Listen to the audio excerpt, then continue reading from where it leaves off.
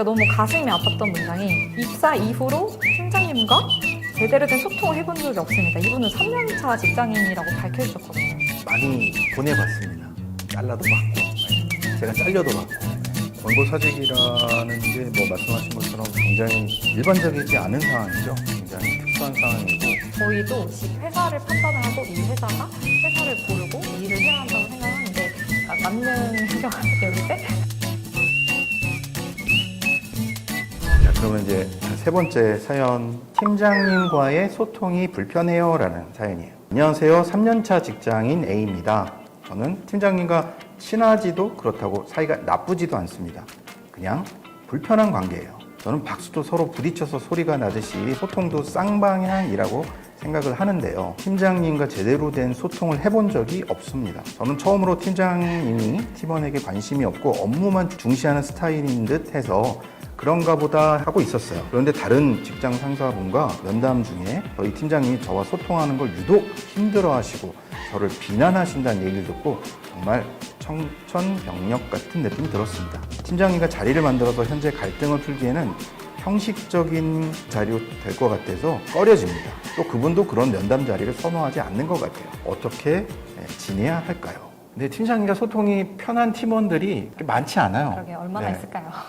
어떻게 보면 편하다 불편하다의 문제라기보다는 신뢰감이 있는가 없는가의 문제가 더 크다고 생각을 합니다. 그러니까 신뢰라는 거는 일을 통해서 제대로 된 지시를 하시고 원칙을 계속 고수하시고 시간이 지나면 신뢰라는 게 쌓입니다. 친해지는 거는 그건 그 다음의 문제예요.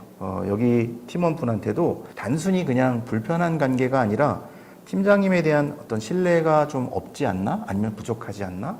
이런 걸 한번 생각을 한번 해보셨으면 하는 생각이 좀 들어요. 저도 이제 한때는 막 팀원이 많을 때는 6명까지 이제 있었을 때 이제 그 6분의 팀원분들의 개개인 성향이 다 다르잖아요. 그래서 그게 분류가 되더라고요. 그냥 저도 좀 편하게 이 일을 맡기고 신뢰하고 맡길 수 있는 그런 팀원도 있고 어떤 팀원한테는 조금 더 제가 조심스럽게 접근을 해서 약간 소통을 해야 되는 그런 팀원도 있고 사연자분의 어떤 팀장님과의 그런 상황에서 좀 공감이 되는 것 같아요. 근데 제가 너무 가슴이 아팠던 문장이 입사 이후로 팀장님과 제대로 된 소통을 해본 적이 없습니다. 이분은 3년차 직장인이라고 밝혀주셨거든요. 제대로 소통도 하지 않은 채 계속 같이 근데 일을 해야 되잖아요. 이 팀장님한테 평가도 아무래도 받고 그래서 이게 너무 좀 가슴이 아팠고 근데 처음부터 되게 대면대면했던 사이라서 왜 사람 중에도 그냥 만났을 때 느껴지잖아요. 아, 쟤는 좀 나랑 안 맞겠다라고.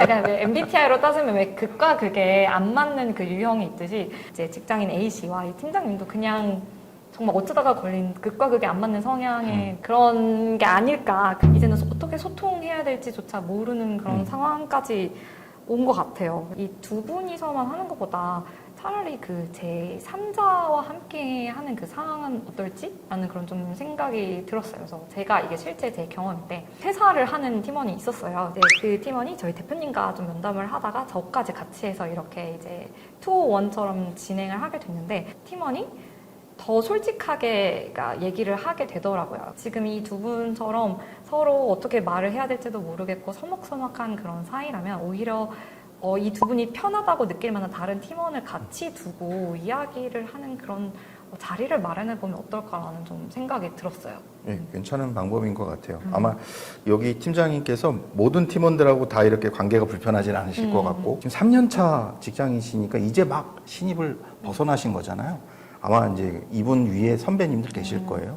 말씀하신 대로 같이 한번 자리를 좀 부탁을 좀 드린다든지 해서 말이 끊어지지 않는 그런 환경에서 얘기를 한번 꺼내보시면 좋을 것 같아요. 그리고 한 가지 더 좀 생각이 드는 건 연차 적다는 거는 일을 엄청나게 하이 퍼포먼스를 내달라고 요구를 하면 안 된다고 생각해요. 근데 지금 보면 관계가 굉장히 불편하기 때문에 일을 열심히 할 수 있는 환경이 안 되고 있어요. 아직 좀 전문성이 부족한 것 같으니 팀장님께서 좀 도와주실 게 없겠어요?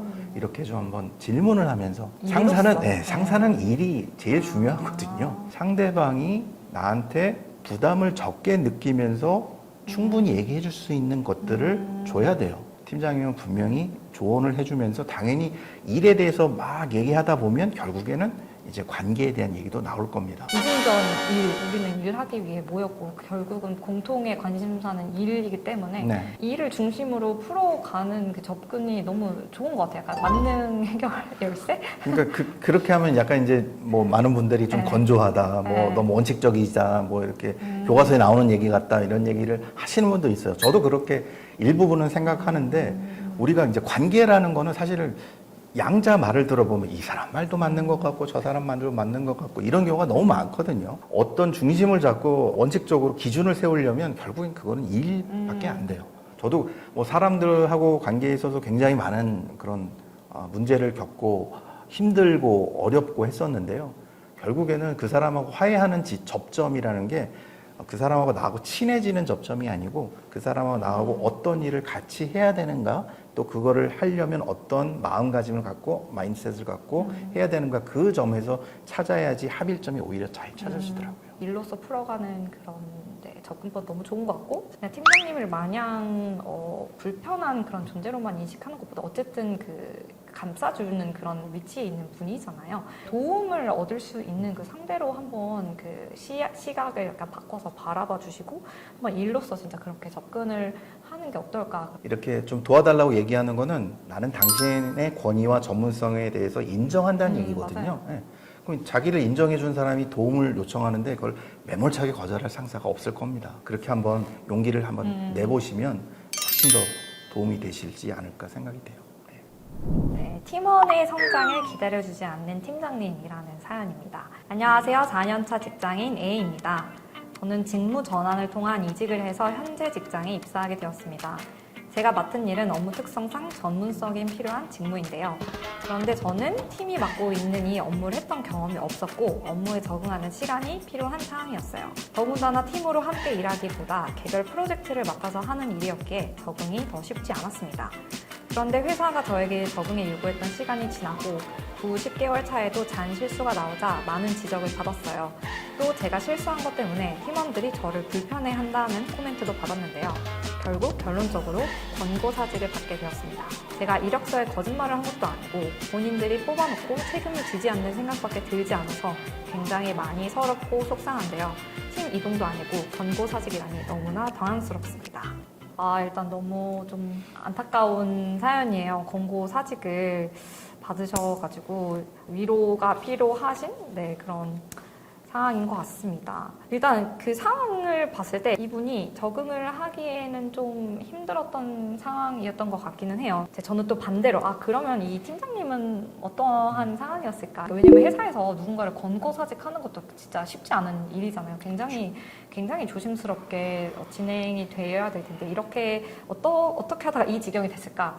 생각을 해보면 객관적으로 90개월 차는 적응할 시간은 이미 충분했다라고 생각이 들고 이때부터는 진짜 좀 냉정하게 객관적으로 그 업무의 어떤 스킬이라든지 이런 거에 대해서 평가가 되는 그런 시기가 맞다. 이제 여기서 중요한 게 팀원들이 저를 불편해한다. 그러니까 이 팀장님의 입장에서는 물론 이 팀원의 적응과 이런 것도 너무 중요하지만 다른 팀원들의 어떤 업무 만족도라든지 그런 성과까지도 책임을 져야 되는 그런 위치에 있잖아요. 그래서 이런 쉽지 않았지만 좀 이런 선택을 하신 게 아닐까.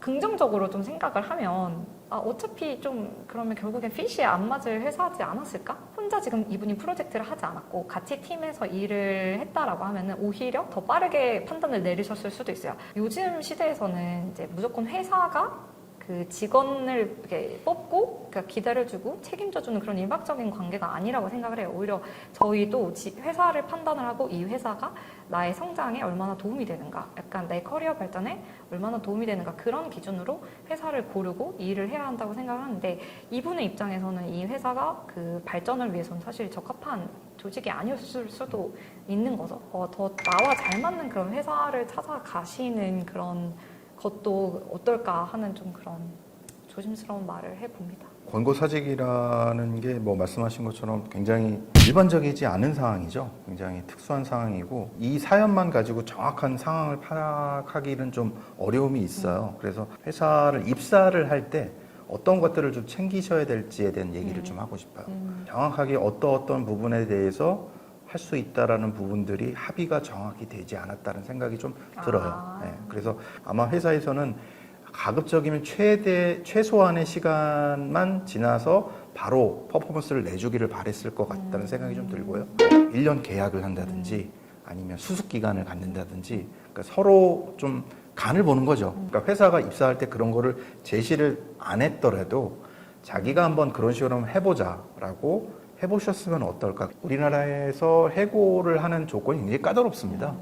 그냥 일반적인 상황이었을 때 해고할 수가 없어요. 회사의 처우가 정말 억울하다. 예, 뭔가 좀 다퉈보고 싶다라고 하시면은 저는 전문적인 그 노무 상담을 노무사하고 받아보시는 것도 괜찮았다고 생각이 들어요. 그래서 이런 좀 미리 확인하는 그런 좀 장치 그런 것들이 마련이 많이 되면 좋을 것 같아요. 저는 채용이라는 게 어떻게 보면 연애하고도 비슷한데요. 네, 물론 이제 첫눈에 반한 그런 케이스들도 있겠지만 회사하고 직원의 관계도 약간 그런 관계, 그런 단계들, 그런 프로세스를 조금 사전에 말씀하신 것처럼 어떤 수습 기간, 좀 그런 것들을 서로 좀 알아갈 수 있는 부분들을 해주면 좋지 않을까라는 생각을 하고요. 얘기를 하다 보니까 저도 갑자기 생각이 났는데 채용을 할 때 일부러 좀 회사에 안 좋은 얘기들을 미리 하는 경우가 있어요. 되게 재미난 경우가 미국에서 연구를 해보니까 그렇게 면접할 때 입사 대상자들한테 미리 확정이 되기 전에 그렇게 얘기해주지 않고 뽑았던 사람들하고 비교해보니까 근속 기간이 훨씬 더 후자가 더 높다는 거예요. 네, 말을 해줬던 그런 부분에 있어서 약간 기대 수준을 좀 조정하는 부분들이 사전에 있었으면 좋겠다라는 생각도 좀 드네요. 100% 동감합니다. 아이고. 네. 이런 거를 좀 더 챙겨보세요 하는 조언이라던가 아니면 조금 위로의 이야기를 많이 보내봤습니다. 잘라도 받고, 제가 잘려도 받고, 뭐 위로까지는 아니고요. 이거는 정말 데이터예요. 그래서 제가 10명을 만약 보냈다 그러면 그 중에서 6명 내지 7명 이상은 저랑 같이 일했을 때, 우리 회사랑 같이 일했을 때보다 훨씬 더 좋은 조건에서, 좋은 회사에서 근무를 더 잘하고 있어요. 능력이 부족한 게 아니었어. 말씀하셨잖아요. fit. 우리랑 안 맞았을 뿐이야. 나랑 안 맞았을 뿐이야. 그 사직을 받아들이는 결정을 하시게 되더라도 fit을 맞는 회사를 찾아보시는 쪽으로 약간 감정적으로 생각하지 마시고 그런 식으로 한번 새로운 기회를 한번 찾아보시는 계기를 한번 삼아보시면 어떨까 하는 생각이 드네요. 사실 그 fit이라는 건 결과론적인 것 같거든요. 결국 좋은 회사를 다음에 만나잖아요. 그러면 다 이렇게 승화할 수 있는 것이 돼요.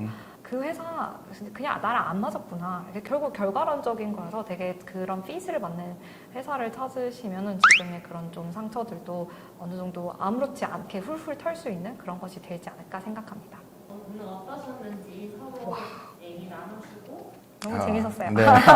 엄청 재밌었어요. 팟캐스트 녹음해도 될 것 같은데. 오, 그러니까요. 네. 오. 많은 분들이 고민하고 계시는 그런 사연들이었고요. 진짜 그 사연을 읽었을 때 사람들은 되게 비슷하구나. 왜냐하면 여기 팀원분들의 지금 사연이었지만 이게 팀원이 아니고 팀장으로만 바꿔놔도 똑같은 그런 고민을 하고 계신 팀장님들도 되게 많으시거든요. 우리 팀장도 팀원이셨을 때 똑같은 비슷한 고민을 거쳐 가신 분들이에요.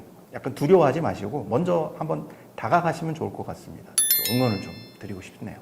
저는 제가 이제서야 이제 전체 업무가 한 5년 차고 다 되게 작은 조직에서만 일을 해 왔었어서 이렇게 되게 더 규모가 큰 이제 다른 업계에 있는 분들의 이야기를 이렇게 생생하게 듣는 건 되게 좀 처음이었던 것 같아요. 그래서 많은 애로사항을 이제 애환을 겪고 계시는구나 이런 걸 조금 느껴서 안타까움도 있었지만 사실 내 문제가 아닌 남의 문제라고 했을 때 더 조언 건네기 쉽고 그렇잖아요. 그래서 그냥 저의 관점에서 좀 이렇게 이야기를 하면서도 저도 저를 되게 되돌아봤던 시간이었던 것 같아요. 네, 나는 얼마나 잘했나? 막 이러면서 약간 에밀님 이야기 하시는 거 들으면서 약간 그래 관계보다는 일, 신뢰 이런 것들도 많이 깨닫게 되었던 시간이었습니다.